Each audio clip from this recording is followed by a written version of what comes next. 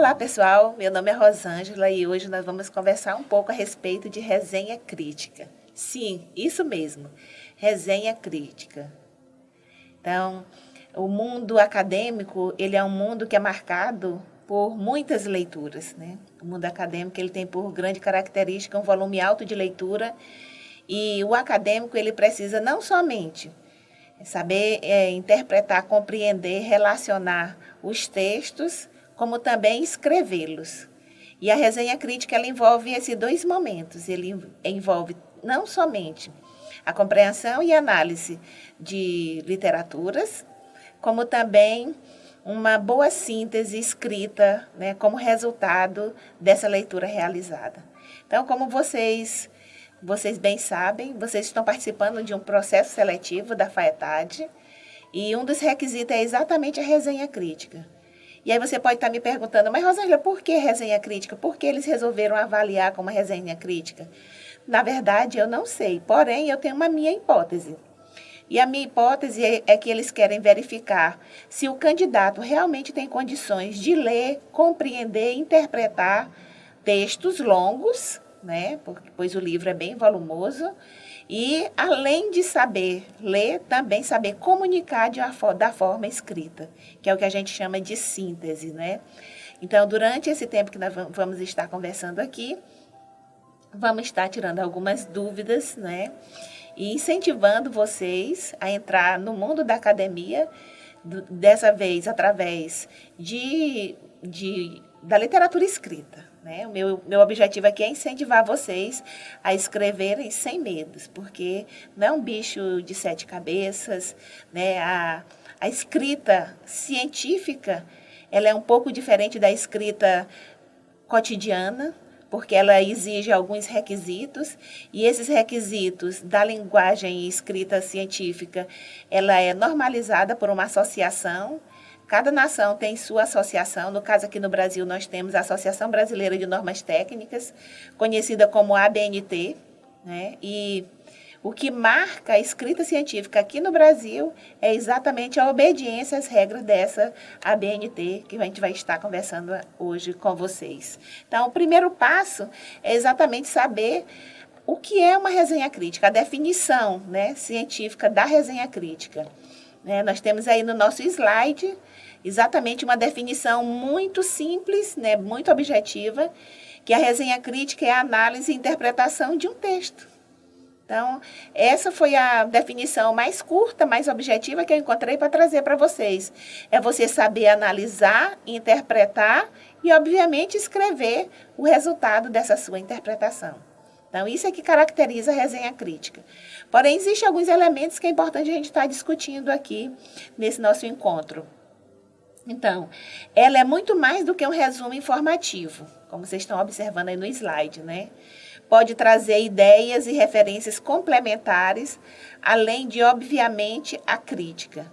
Quem está resenhando deve ter feito uma leitura atenta e profunda do texto antes de partir para a escrita. O ideal é que você faça um bom resumo antes de fazer a resenha crítica. Então, nós temos aqui 4 informações muito importantes que eu gostaria de detalhar com vocês. Primeiro, é a clareza que você tem que você precisa fazer análise de um texto, né? E o segundo ponto é saber que ela não apenas informa, mas ela quer saber qual é a sua compreensão, qual é a sua crítica em relação ao texto, que é exatamente isso que o processo seletivo requer. Ofereceu para vocês uma obra, para que vocês pudessem fazer a leitura, a interpretação dela e escrevesse. O grande diferencial aqui é que, normalmente, as resenhas críticas, elas variam, dependendo da instituição, elas podem variar de 2 a 4 páginas. No caso, a FAETAD está pedindo, se eu não me engano, 20 páginas, não é isso, né? E o que é bem extensivo. Tem pontos positivos e tem pontos negativos. O ponto negativo é porque são muitas páginas que vocês vão ter que escreverem sobre a obra, né? A obra apontada pela instituição. E o ponto positivo é que a gente tem tempo, tem fôlego para escrever, porque quanto menor o tempo ou as folhas, o número de folhas nós temos para escrever, mais difícil é da elaboração de uma síntese. Ou seja, é bem mais difícil fazer uma síntese de uma página do que você ter mais tempo, mais fôlego, mais laudas para que você possa desenvolver o seu pensamento em relação à análise que foi feita. Então, a gente parte exatamente desse ponto de vista. A resenha crítica, ela é uma análise-interpretação, porém, ela não é apenas um resumo informativo. Daqui a pouco a gente vai estar falando dessa diferença. Por que ela não é apenas um resumo informativo? Porque ela abre espaço para você fazer referências complementares. Por exemplo, vocês vão falar de um autor que foi recomendado pela FATAD. A resenha crítica, ela possibilita que vocês tragam outros autores para confrontar ideias, né? Ou para reafirmar o que o autor está dizendo. Nesse momento, eu não recomendo que vocês tragam outros autores. Lembre-se, talvez para muitos de vocês, essa é a primeira experiência, né? Mas o que eu estou dizendo aqui é que a resenha crítica, ela abre esse espaço para que você traga outras referências para estar elaborando muito melhor a sua argumentação, né? Na elaboração da sua análise sobre o texto. Então, aqui fica claro que a resenha não é apenas um resumo informativo, ela aceita contribuições de outros autores que não estão sendo resenhados, porém, deixa para fazer isso no segundo momento, né, quando vocês estiverem mais experientes, né, na arte de fazer resenha, porque não se preocupem não, porque vocês vão ter que fazer muita resenha durante o mestrado. É um dos documentos avaliativos que a FATAD sempre está solicitando dos alunos, né. E o terceiro ponto que é colocado aqui é que é impossível você fazer uma resenha sem antes ler a obra completa. Então, o texto resenhado, ele vai apontar se realmente você fez a leitura ou não. Se pegou só alguns pontos, se leu só o início, depois foi lá para o final. A resenha crítica é exatamente para ver qual é o seu poder de concentração em relação à obra e as características da sua argumentação em relação ao seu conhecimento em relação ao que foi lido, né? Então, a recomendação que é colocada aqui, como está no slide, é que o ideal é que você faça um bom resumo antes de fazer a resenha crítica. Primeiro faz uma leitura, na medida que você vai fazendo uma leitura, você vai fazendo anotações, apontamentos, aí sim, você está mais pronto para fazer a resenha. Eu não sou antiga, não. Mas quando eu entrei na faculdade, havia a solicitação de fichamentos, né? Hoje nós estamos na resenha. Mas no meu período era fichamento. Você tinha que fichar um livro. O que era fichar um livro? Na verdade, era um resumo informativo. E por que é importante isso na academia? Porque eu disse para vocês que o volume de leitura é muito alto. E para que o aluno, o acadêmico, ele não tenha que ler a obra toda para saber o que ela diz, a resenha crítica ela vem ao nosso encontro para facilitar esse momento em que eu não preciso ler a obra toda, eu vou olhar a resenha, se tiver algo que me interessa, aí sim eu vou fazer a leitura uma leitura mais atenta, né, em relação à obra, né? E aí eu gostaria de fazer a diferença entre resenha crítica e o resumo. Então, o resumo, na verdade, são as principais ideias do texto. Tem pessoas que confundem muito a questão do resumo para a síntese. Eu acho que talvez para você seja estranho esse nome resenha crítica, porque está habituado o professor chegar e dizer, gente, eu quero uma síntese escrita. Lembrando que as sínteses, elas não são apenas escritas, gente. Pode ser uma síntese oral e pode ser também uma síntese escrita. Mas o que é uma síntese? Então, eu vou te dizer um processozinho que para você compreender. O Hamilton Werneck, ele fala a respeito desse processo de elaboração de síntese, que começa no primeiro momento, que é o momento sincrético, que é o meu conhecimento superficial sobre a obra, e o segundo momento, que é o momento de análise. O que é uma análise? A análise é a decomposição do todo, ou seja, Eu vou ler cada capítulo, saber qual é a relação de um capítulo com o outro, do capítulo 1 com o capítulo 3, do capítulo 1 com o capítulo 9. Então, a relação, o conhecimento, saber relacionar o assunto de um com o outro, a gente chama isso de analisar a obra. Ou seja, eu pego a obra, decomponho ela em partes, vou estudar cada uma das partes e a relação que ocorre, a relação interna que ocorre entre essas partes. Então, só depois dessa análise que eu elaboro a minha síntese. Então, se a análise ela é a decomposição do todo, a síntese é a reconstituição do todo. Ou seja, no momento da síntese, eu vou fazer o quê? Eu já analisei, já sei o que a obra diz, cada capítulo, as relações, então eu tenho condições de colocar com minhas palavras o que a obra diz. Então, uma síntese, sempre que você ouvir a palavra síntese, o que eles estão querendo dizer? Muito mais que o resumo informativo, está querendo saber qual é a sua opinião, quais são seus comentários, qual é a sua interpretação, qual é a sua análise sobre aquela obra. Então, o que a FAETAD está querendo é, a partir da obra que foi apontada pela instituição, quer saber como é que você faz suas leituras, como é que você faz suas interpretações. E por que isso é importante para a instituição? Porque no final do curso vocês vão ter que fazer uma dissertação. Então, é bem comum acontecer do aluno entrar e no final ele ficar retido porque ele tem dificuldades de leitura, de interpretação e até mesmo de escrita. Então, muitas instituições, elas usam exatamente isso, né? No início, no processo seletivo de seus alunos, ela usa isso para saber se realmente o aluno que ela está recebendo, ele tem condições de fazer leitura, de compreender, de escrever uma tese que é o produto final do trabalho da instituição. Então, o resumo são as ideias centrais do texto. Não é o que você pensa sobre o texto. São as ideias centrais do texto. E a resenha é o resumo informativo descritivo. Uma resenha simples só diz o que o livro está dizendo. É um resumo descritivo informativo do texto sem julgamento de valor. Né?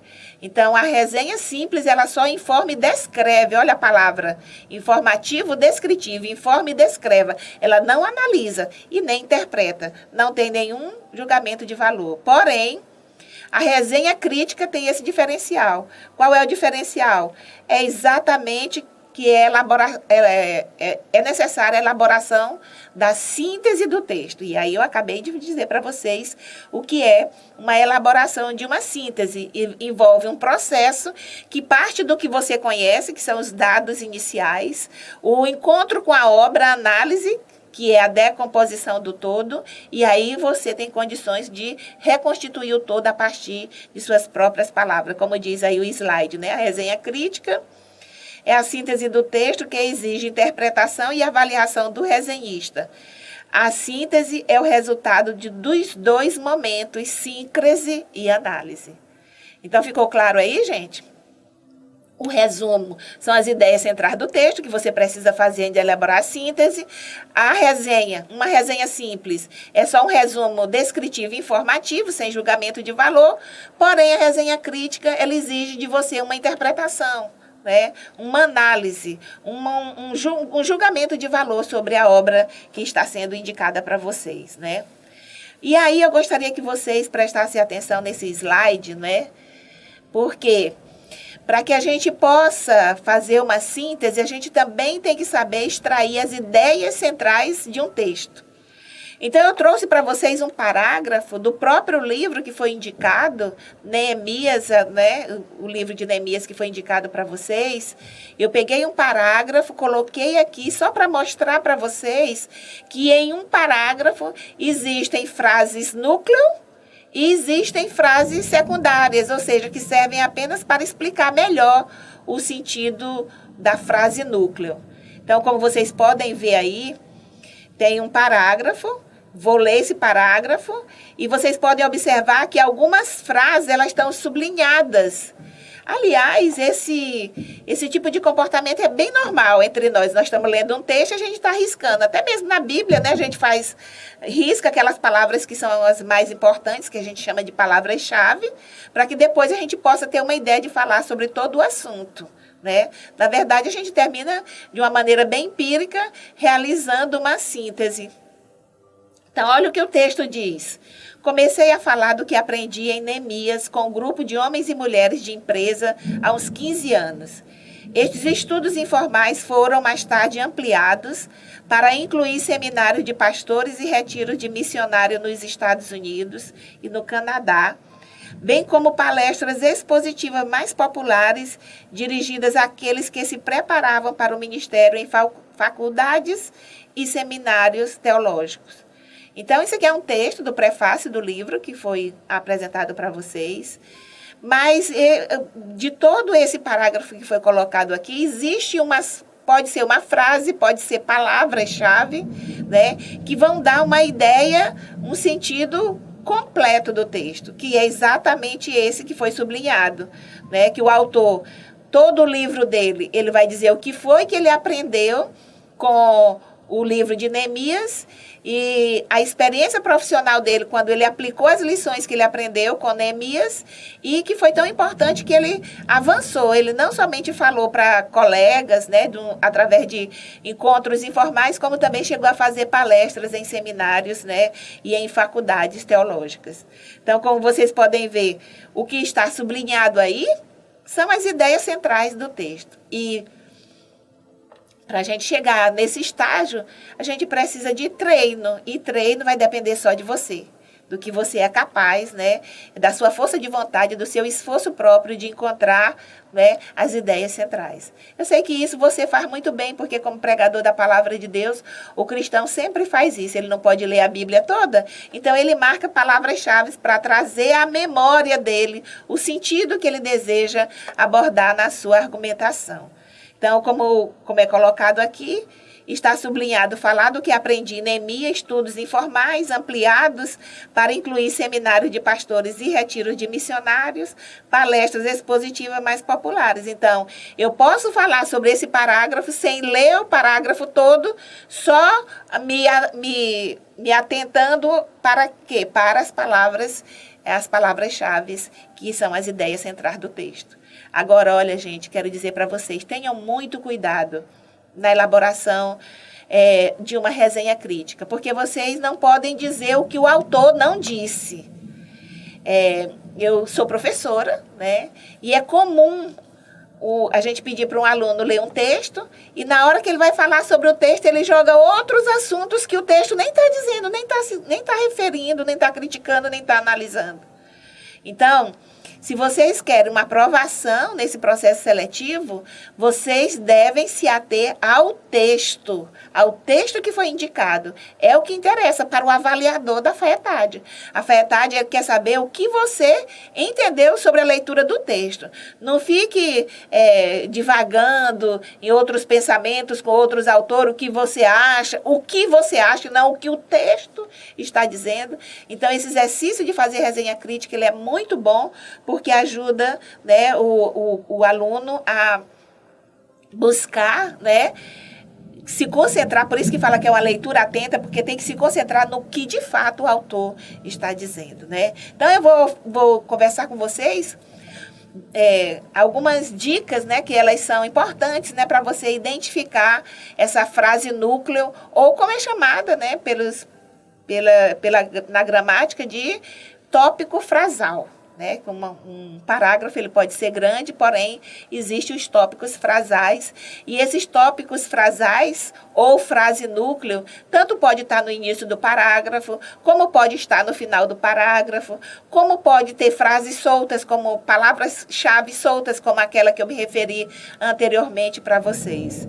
Então, o parágrafo é uma unidade de composição em que se desenvolve determinada ideia central ou nuclear, a que se agregam outras secundárias, intimamente relacionadas pelo sentido e logicamente decorrente dela. Então, o bom escritor é muito bom quando você pega um livro de alguém que sabe escrever, porque no parágrafo tem a ideia principal e a explicação dela. Então, essa ideia principal é que a gente chama de frase núcleo.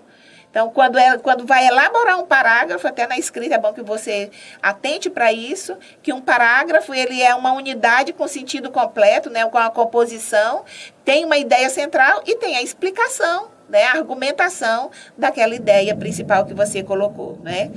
Então, o tópico frasal, ele pode aparecer como frases, como é colocado aqui, pode aparecer como palavras-chave, né, que é fácil de você identificar, né?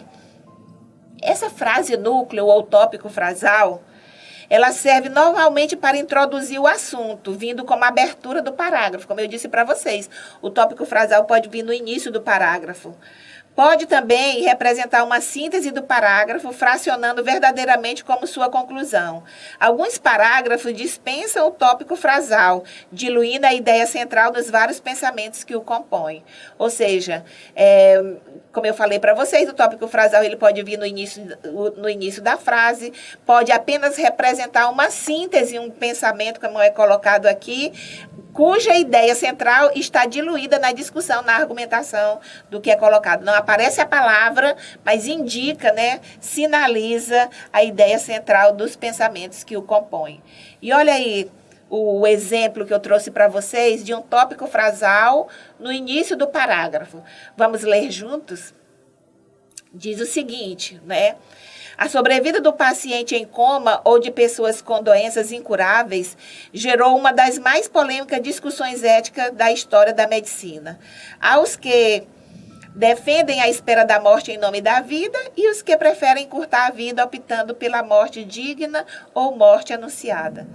Então, essa primeira oração é o tópico frasal deste parágrafo, porque contém a ideia principal e as ideias secundárias, como a gente sempre fala, né? E as ideias secundárias, elas são apenas para explicar, para complementar, para deixar mais objetiva, né, o tópico frasal ou a frase núcleo. Né? Então, é muito bom que você atente para isso quando estiver fazendo a leitura do livro, verificar quais são as ideias principais ou o tópico frasal como é colocado.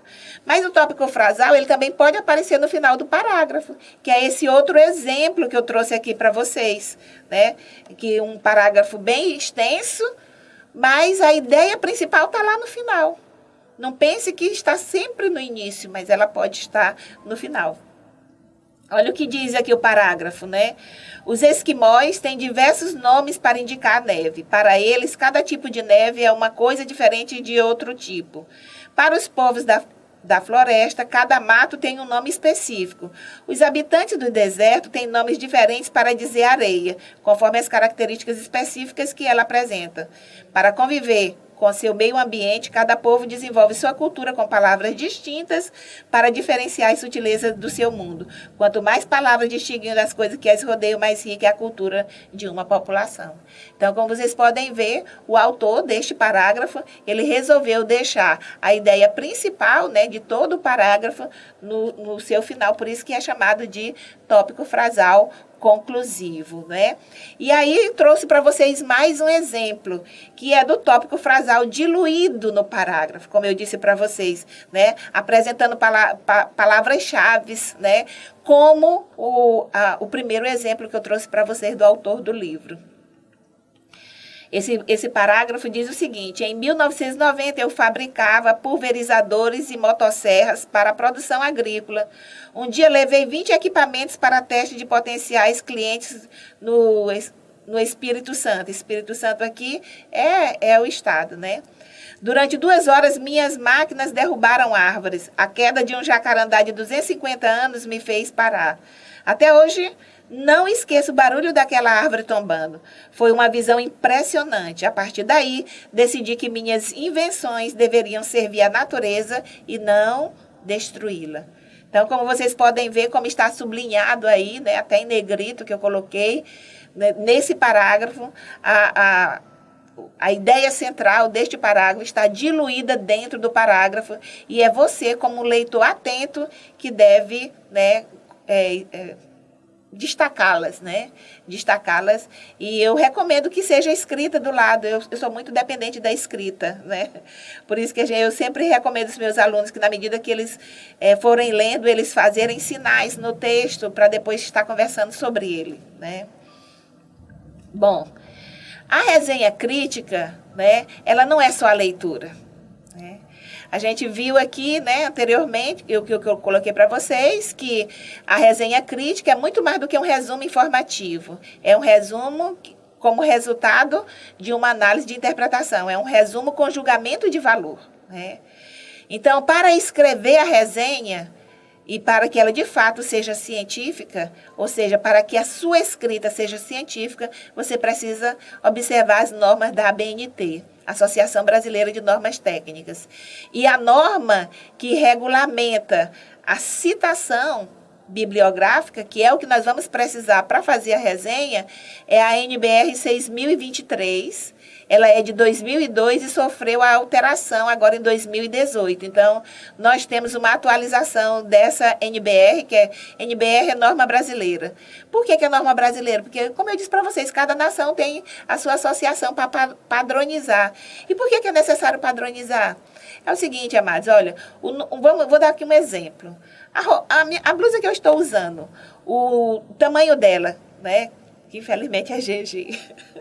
Deveria ser só G, né? O tamanho dela, o tamanho da manga, o comprimento dela, o tamanho da gola é padronizado. Alguém padroniza para que o G no Maranhão seja o mesmo G no Goiás, o mesmo G no Rio Grande do Sul. Quem é que faz essa padronização? É uma associação, que no caso aqui, no nome dela aqui no Brasil é a Associação Brasileira de Normas Técnicas. Não pense que essa ABNT, ela normaliza só documentos, né? Só comunicações científicas, não. Ela também trabalha com tudo que é padrão, tudo que precisa de uma norma padrão, tudo que é padronizado. Quem trata disso é a ABNT. Fora desse padrão é o que a gente chama de o que é personalizado, né? Os materiais personalizados. Antes de apresentar para vocês um modelo de uma resenha crítica, eu quero mostrar para vocês os tipos de citação. E o que é citação? É o seguinte, gente, vocês sabem que plágio é crime, né? E você não pode fazer um texto como uma resenha crítica, embora com o livro ali do lado, mas você não pode fazê-lo sem citar de quem são aquelas palavras ou de quem é aquele pensamento. Então, se você não fizer uma citação, você está cometendo plágio. E plágio no Brasil é crime. Mas o que é plágio? É você falar o que as outras pessoas falaram e como se fosse você. Ou seja, quando você não coloca uma citação, entende-se que o texto foi elaborado da sua cabeça, que a ideia é sua, o pensamento teórico é seu. Então, por isso que a citação, ela é importante na escrita científica, ela é indispensável na escrita científica. Por quê? Porque marca que você se fundamentou teoricamente com um autor ou mais de um autor para poder escrever um texto. Então, a citação é a característica de que ali não foi plagiado. Por que não foi plagiado? Porque você indicou a fonte que você coletou os dados. Você indicou o autor ou o grupo de autores que fez aquele pensamento, desenvolveu aquela pesquisa. E tem 3 tipos de citações. Nós temos a citação indireta, nós temos a citação direta e nós temos a citação da citação, né? A citação indireta é quando eu coloco o pensamento do autor com as minhas palavras, né? Ou seja, vocês vão fazer muito isso. Vocês vão colocar com as palavras de vocês o pensamento do autor do livro, né? Esse tipo de citação é uma citação indireta. Por quê? Porque você não usou as palavras literais do autor. Você apenas aplicou o pensamento dele utilizando as suas palavras, né? E o que é uma citação direta? A citação direta é a transcrição literal das palavras que o autor utilizou na obra. Quando você coloca as palavras que ele utilizou na obra, né, a sequência das palavras que ele utilizou na obra, você está fazendo uma citação direta. E essa citação direta, ela pode ser longa ou curta. A gente vai verificar aqui. E existe a citação da citação. Como é que ocorre a citação da citação? Imagine que tem uma citação no livro de Neemias que você quer usar na sua resenha da mesma maneira. Então, a gente usa esse recurso, citar uma citação que foi colocada, né, no livro em que você teve acesso. Então, nós vamos verificar essas três formas de citação. A primeira delas, eu até gostaria que você olhasse agora no slide, né, para que a gente possa compreender melhor o exemplo, é a citação indireta. Essa é muito comum, bem comum. Por quê? Porque você só coloca o pensamento. Tem pessoas que dizem, mas eu coloquei com minhas palavras. Sim, você colocou com suas palavras, mas o pensamento de alguém. Então, a ética, ela é necessária para a escrita científica. Você tem que dizer qual foi o livro que você leu para que você pudesse discutir aquela situação. A esse tipo de citação nós chamamos de indireta. O que a BNT define como citação indireta? A citação indireta é quando expressamos a ideia, o pensamento dos outros com as nossas palavras. E olha, gente, muitas pessoas acham que não é obrigatório colocar o número da página do livro do qual você vai fazer a citação. Mas a BNT, ela diz exatamente isso, que é opcional. Porque tem pessoas que acham que só é obrigatório colocar o número da página no caso de citação direta. Mas não. Mesmo as citações indiretas, se você quiser, a BNT ela abre espaço para que você possa, sim, colocar qual é a página. Não é obrigatório, como é o caso da citação direta. Na citação direta, colocar o número da página é obrigatório, né? Porém, a citação indireta, ela abre esse espaço, ela é opcional de você colocar o número da página ou não, mas o nome do autor e o ano da publicação, esses elementos, eles são elementos obrigatórios. Vocês querem ver aí o exemplo? Nós temos 2 exemplos aí, né? No primeiro exemplo, vocês podem ver aí que é o Oliveira. Nós estamos falando do Oliveira, a obra dele é de 2018. E para vocês verem, no primeiro exemplo, o Oliveira não está todo em caixa alta, todo em maiúsculo. Só a primeira letra do nome dele. No segundo exemplo, nós já temos Oliveira todo em caixa alta ou maiúsculo, as letras todas maiúsculas dentro do parêntese. Porque a regrinha é essa. Se você chama o nome do autor para o seu texto, para a sua escrita, não é necessário você colocar o nome dele todo em maiúsculo.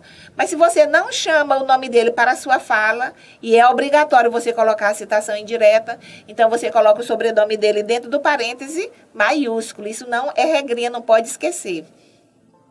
E por falar em regrinha, gente, pense, a BNT tem muitas regras e vocês não podem esquecer dessas regras. Por quê? Porque a marca da cientificidade na escrita é exatamente a observância dessas regras. Então, nós temos no primeiro exemplo o seguinte, olha como eu chamo o autor Oliveira para a minha escrita. Oliveira advertiu que a resenha crítica é uma descrição minuciosa que compreende certo número de fatos, é a apresentação do conteúdo de uma obra. Consiste na leitura, resumo, crítica e formulação de um conceito de valor do livro feito pelo resenhista. Então, no segundo exemplo, eu já começo com a definição do que é resenha crítica, mas no final eu digo de quem é essa definição, que é do Oliveira, de 2018. Então, a citação indireta, ela exige como obrigatório o nome do autor e o ano da publicação da obra.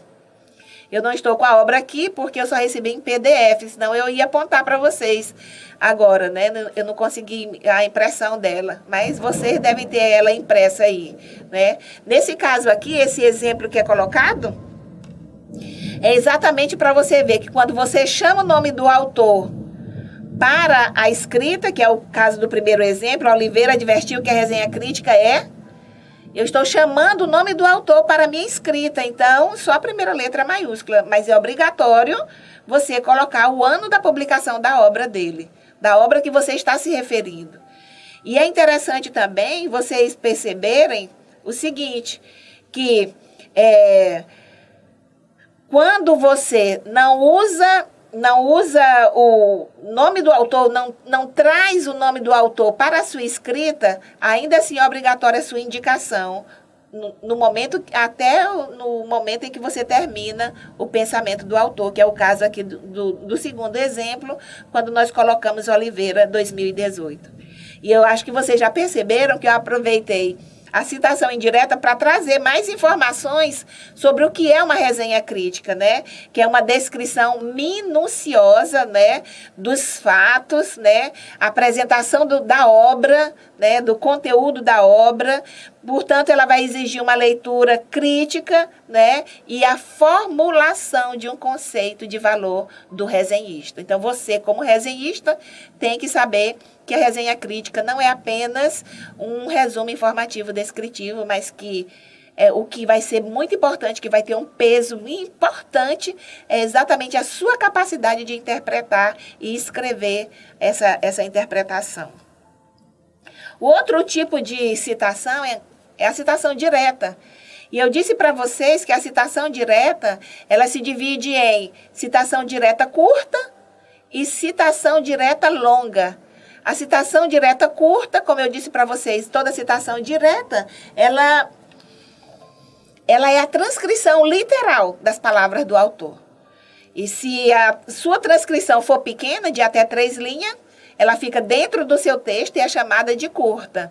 Porém, se você quiser escrever mais informações, passar de 3 linhas, ela tem que ser destacada, e é isso que a gente vai ver agora, né? Eu quero que você atente para o slide, né, e para o exemplo que é colocado aqui no slide sobre a citação direta curta, né? Vocês estão percebendo que ao mesmo tempo que eu estou apresentando a citação para você, eu também estou trazendo informações sobre o que é a resenha crítica, né? Então, a resenha visa, portanto, apresentar uma síntese das ideias fundamentais da obra. Mais uma vez, eu estou reforçando isso, né? Ela apresenta a síntese, não é só as ideias centrais, mas a síntese que é resultado da sua análise. Então, mesmo que o resenhista tenha competência na matéria, isso não lhe dá o direito de fazer juízo de valor ou deturpar o pensamento do autor. O resenhista deve resumir o assunto e apontar falhas detectadas sem entrar em muitos pormenores. Então, o conteúdo, o que o conteúdo está dizendo? Que você, como resenhista, né, não deve deturpar, ou seja, colocar o que você acha, como se o autor estivesse dizendo isso. Não, você tem que ser ético, você tem que dizer exatamente o que o autor está dizendo. Vai ter o espaço lá na resenha onde você vai apresentar as suas conclusões e ali você vai fazer a sua análise. Então, como vocês podem ver, existe um parágrafo.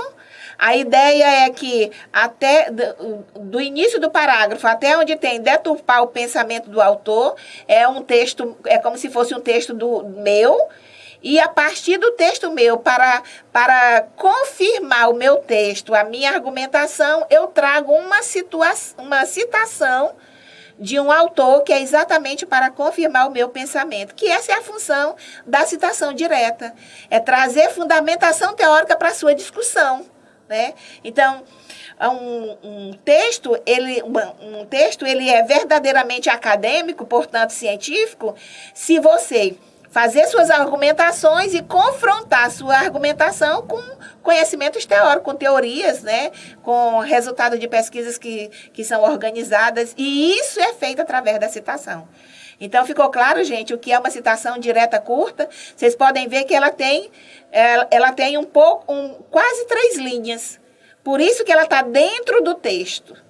Por isso que ela é chamada de citação direta curta, porque ela está dentro do texto, né? Ela tem até 3 linhas. Mas tem umas informações aqui que elas são obrigatórias.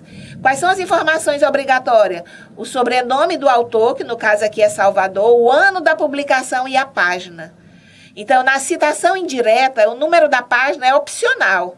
Mas na citação direta, o número da página é obrigatório. E tem que ser exatamente assim. As palavras transcritas, elas têm que vir entre aspas duplo. Como vocês podem ver aí no slide, tem assim: o resenhista deve resumir o assunto e apontar falhas detectadas sem entrar em muitos pormenores.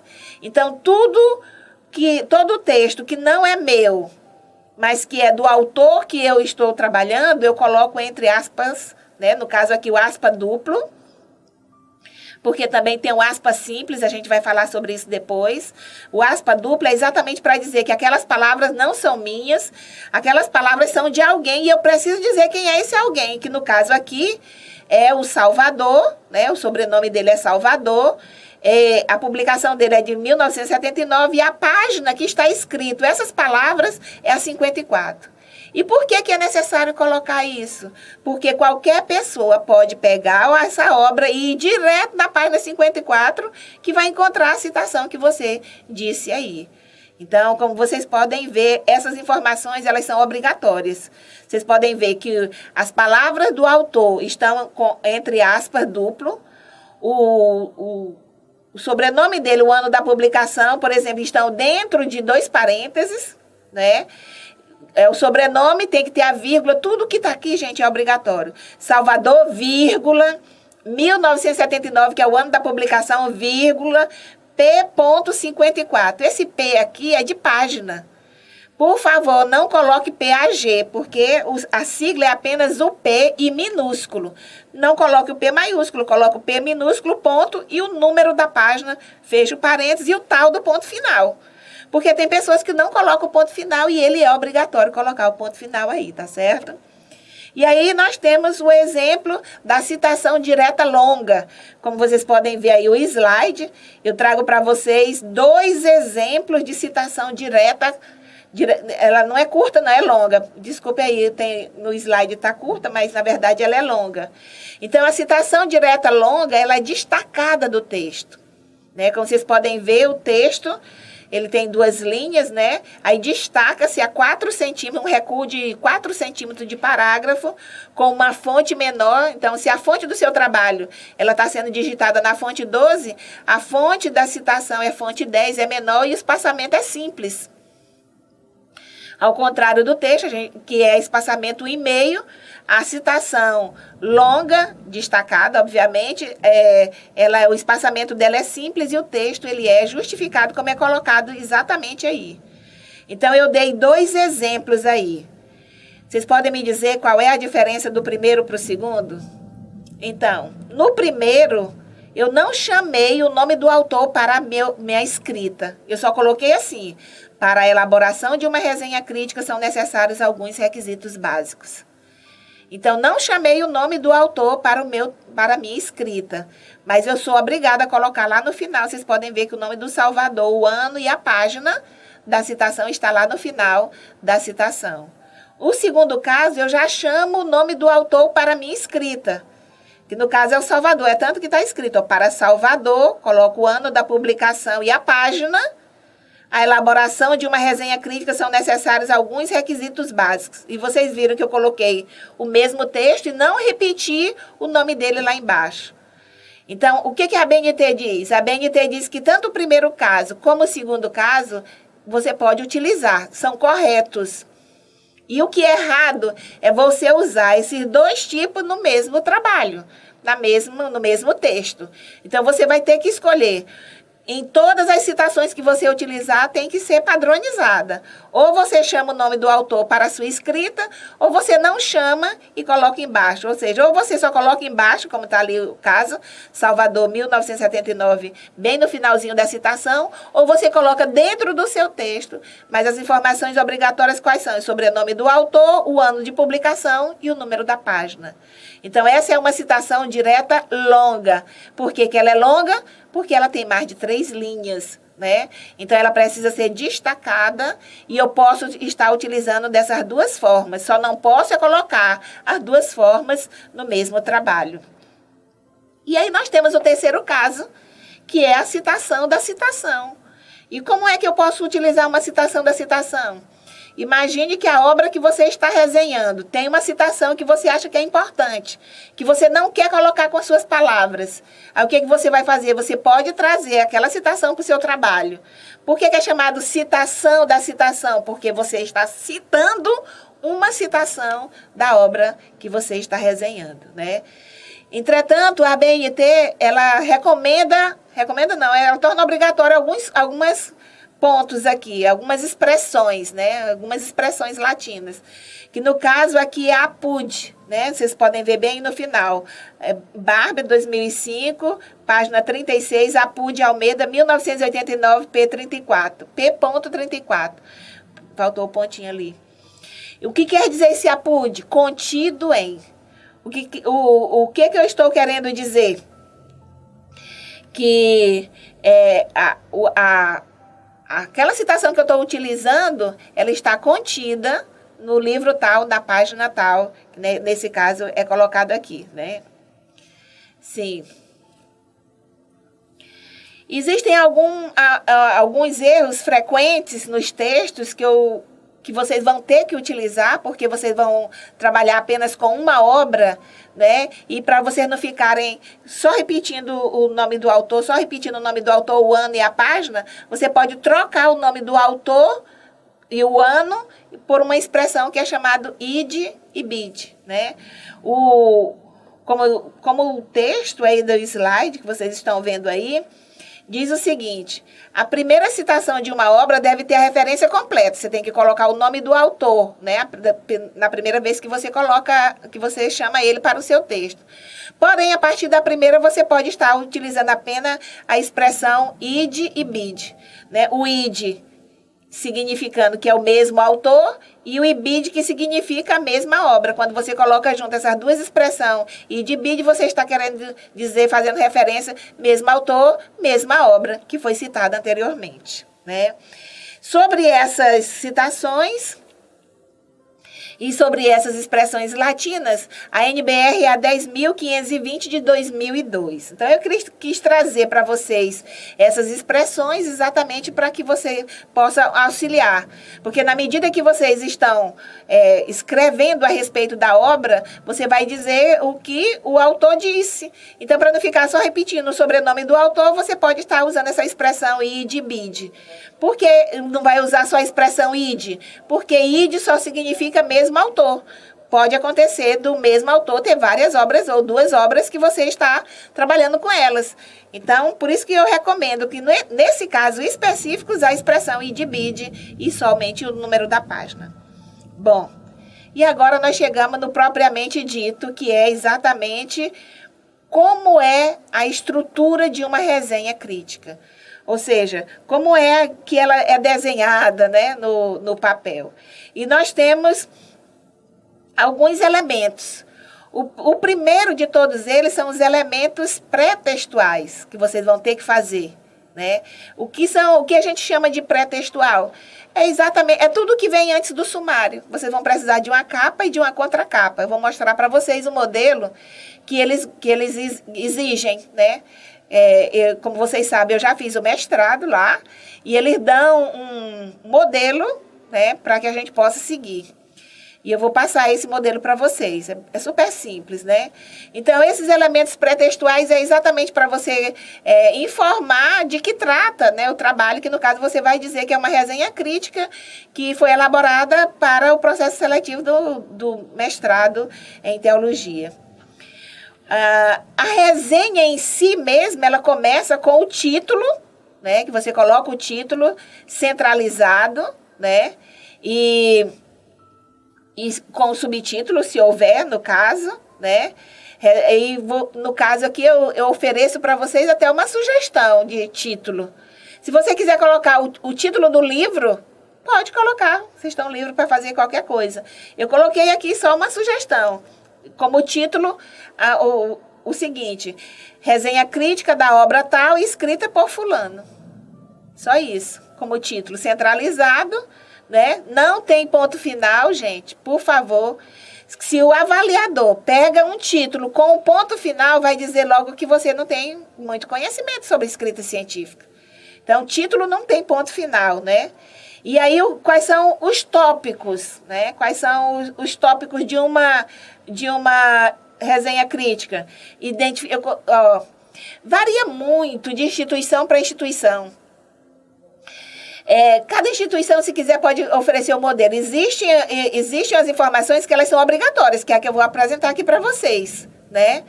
Mas existem instituições que constroem modelos diferentes. Então, a minha sugestão para vocês é que os tópicos da resenha crítica sejam esse: identificação da obra, onde você vai colocar referência bibliográfica, eu vou mostrar para vocês daqui a pouco, informações sobre o autor, a síntese da obra, a conclusão do autor e a crítica do resenhista. Então, uma resenha crítica, ela não tem referências, a não ser que você traga outros autores para a sua argumentação. Nesse caso, eles estão pedindo só para a gente resenhar a obra, uma obra. Então, se eles estão pedindo para resenhar uma obra, nós já vamos estar colocando no início da resenha a própria referência bibliográfica da obra resenhada. Então, é desnecessário, no final, você repetir a referência.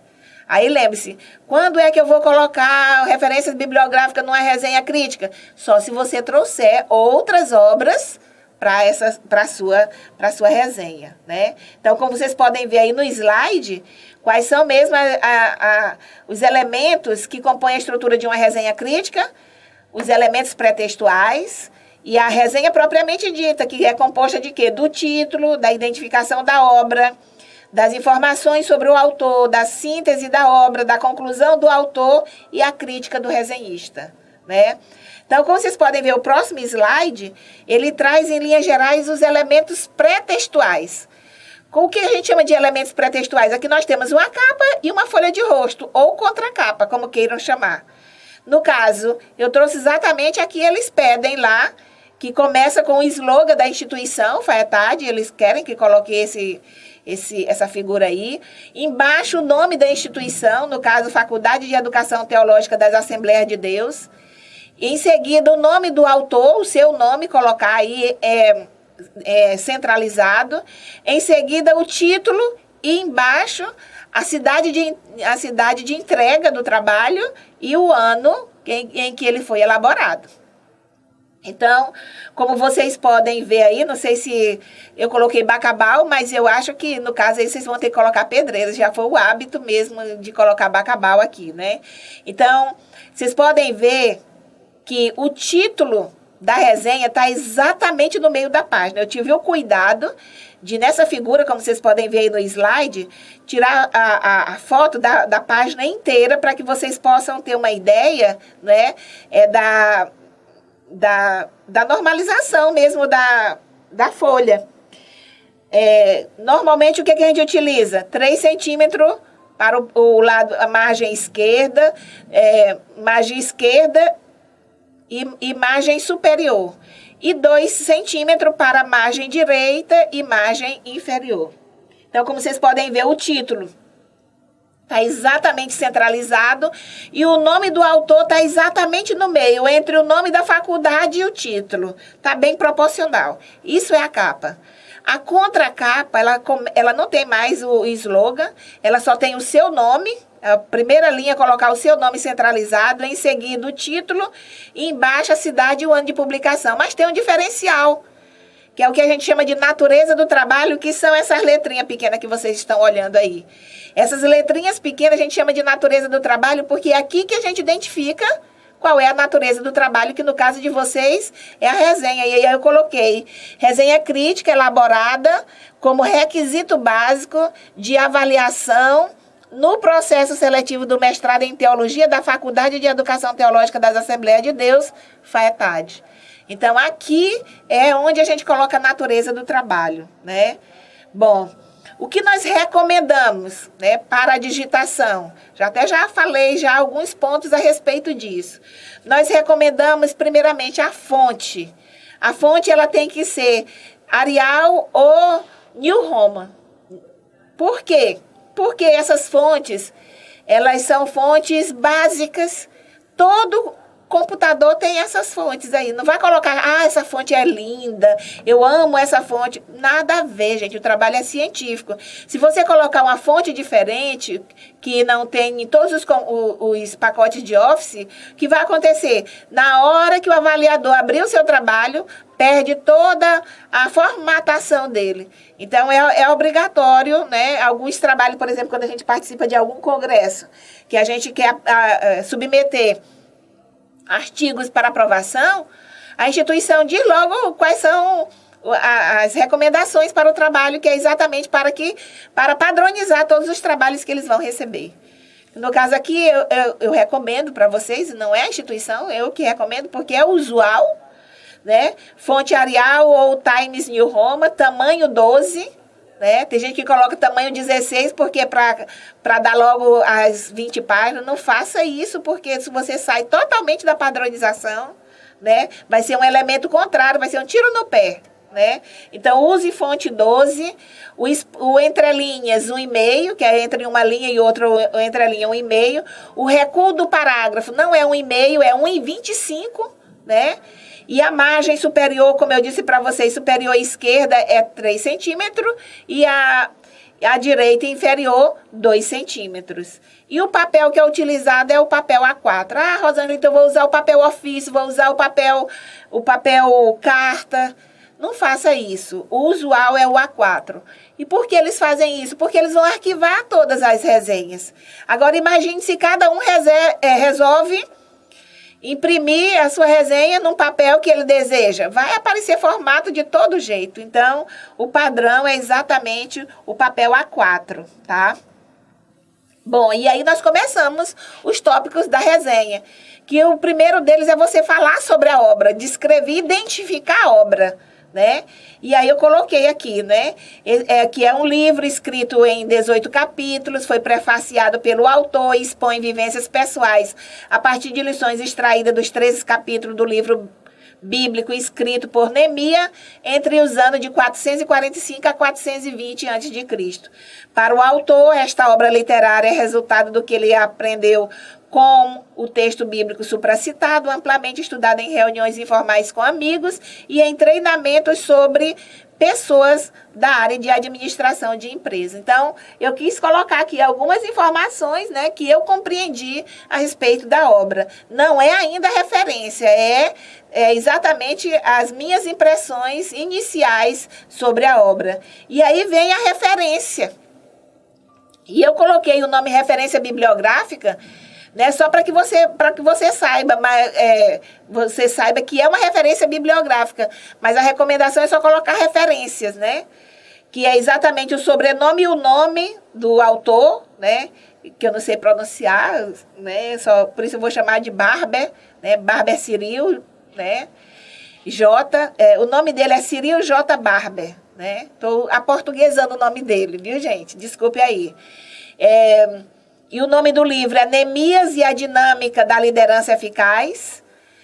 Em negrito, o nome do livro é em negrito.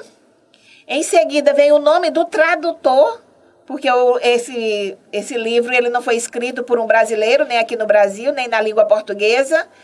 O livro que nós temos acesso é uma tradução e é obrigatório colocar o nome de quem fez a tradução, que no caso aqui é a irmã Elizabeth, né?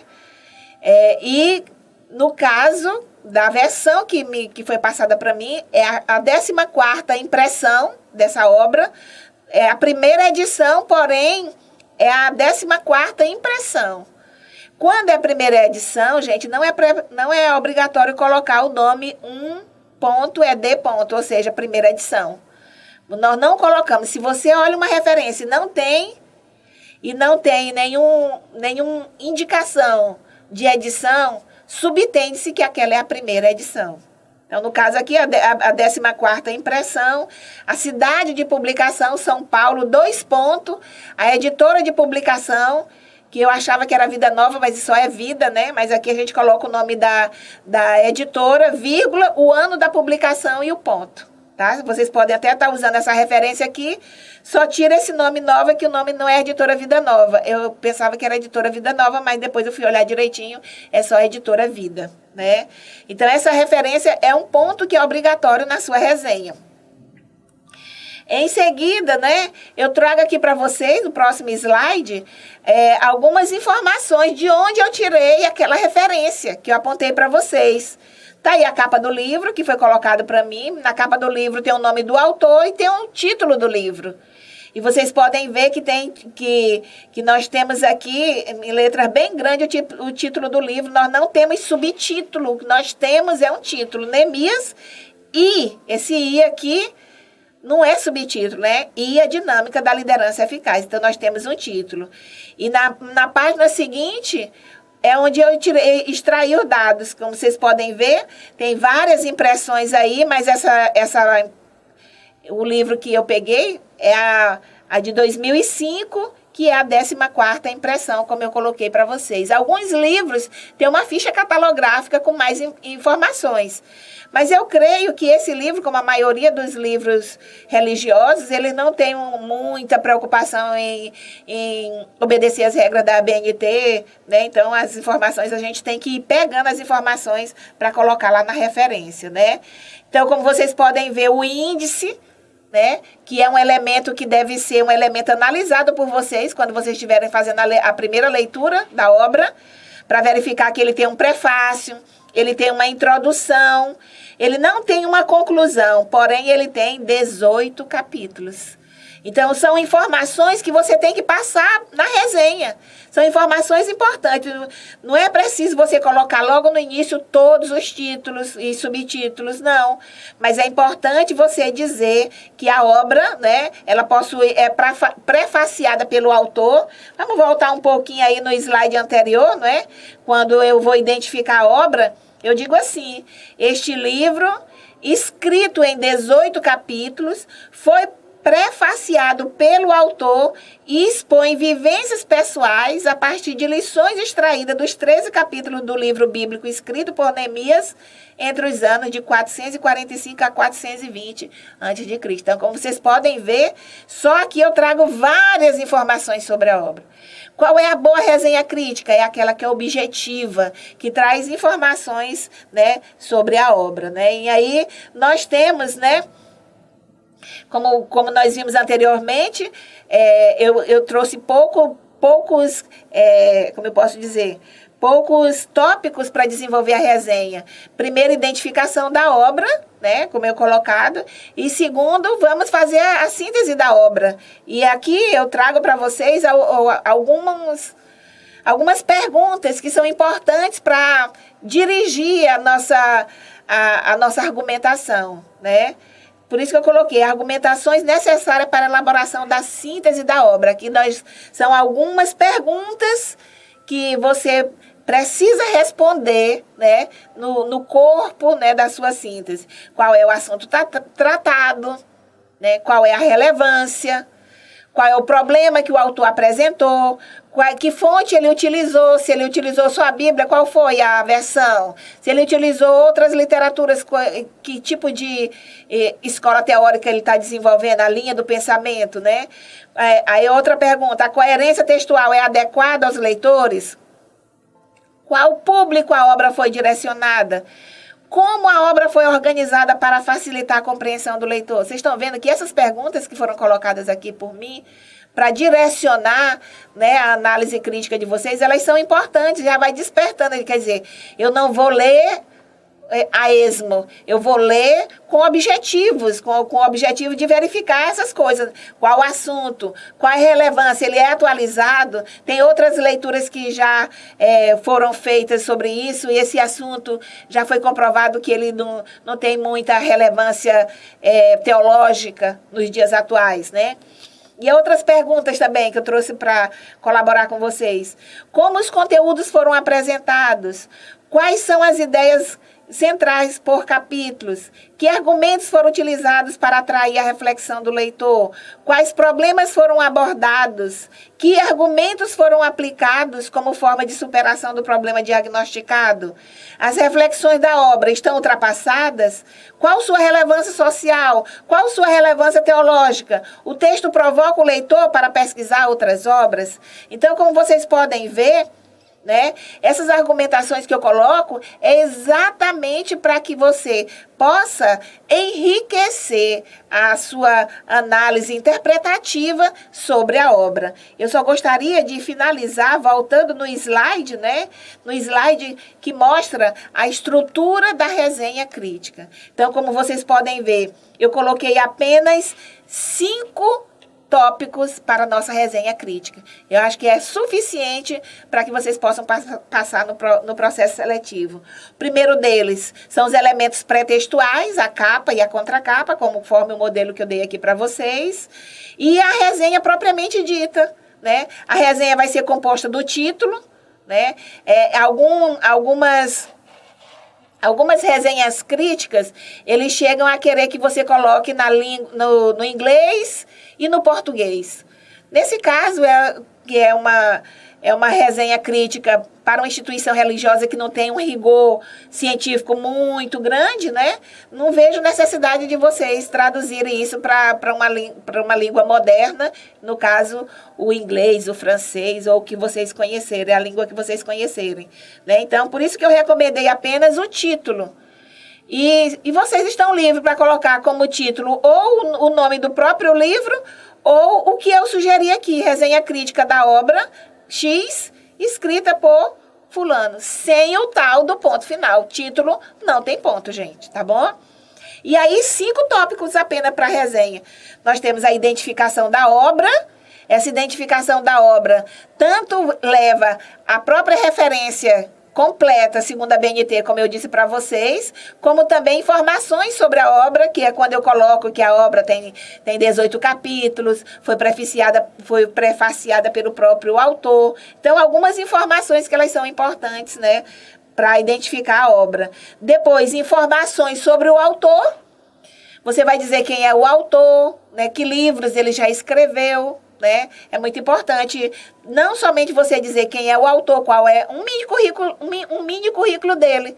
Nesse segundo tópico, que é informações sobre o autor, você vai colocar um mini currículo dele, que ele é fulano, ele tem experiência não sei o quê, na área de não sei o quê, ele já publicou tantos livros, exerce o ministério pastoral há tanto tempo. Então, são informações sobre o autor. Por que é importante essas informações da obra e do autor em uma resenha crítica? Porque aqui eu vou verificar a confiabilidade da obra, né? Você vai se olhar que a obra é de um autor que não tem muita confiabilidade, né? Por exemplo, se eu pego um livro que não é da casa publicadora, que não é da Agnus, que não é da Atos, né? Eu vou olhar pela editora, porque cada editora tem o seu consultor teológico. E é muito importante você verificar isso. Como estudante de teologia, você não pode pegar qualquer livro e ler. Você tem que saber de onde vem, da fonte que vem aquela informação ali, porque pode vir muita contaminação e você, ao invés de anunciar o cristianismo, você está anunciando muitas heresias que estão agregadas em alguns pontos, né, da doutrina cristã. Então, o primeiro tópico é a identificação da obra, o segundo, informação do autor, lembrando que a informação do autor é um mini currículo dele, e aí vem o ponto 3, que é a síntese da obra. E aí, gente, nesse ponto síntese da obra, que vocês vão utilizar aquelas perguntas que eu coloquei para vocês. E então, eu trago também 2 exemplos, né, desse texto, que eu vou deixar com o Jarber para passar para vocês, porque e aqui você está livre para fazer essa síntese. Eu, quando vou fazer síntese, eu coloco no primeiro capítulo, o autor discute isso, e analisa, reflete, adverte, né? E no segundo capítulo, o autor fez isso assim, assim, assim. No terceiro capítulo, em sua conclusão, fica claro assim, assim, assim. Então, o tópico 3 é para você estar discorrendo sobre a síntese da obra. No caso da obra que vocês têm em mão, são 18 capítulos. Aí fica um pouco chato, né? Você falar o primeiro capítulo, o segundo capítulo, que você vai falar isso 18 vezes. Então, eu recomendo vocês fazerem uma espécie de bloco, né? E analisar por bloco, dentro da construção que vocês quiserem, né? Por exemplo, em relação à liderança, o autor discute 3 capítulos, você pode até escrever o nome dos capítulos, né? Para colocar, para ver que realmente você estudou a obra. E quero destacar a diferença entre a conclusão do autor e a análise do resenhista.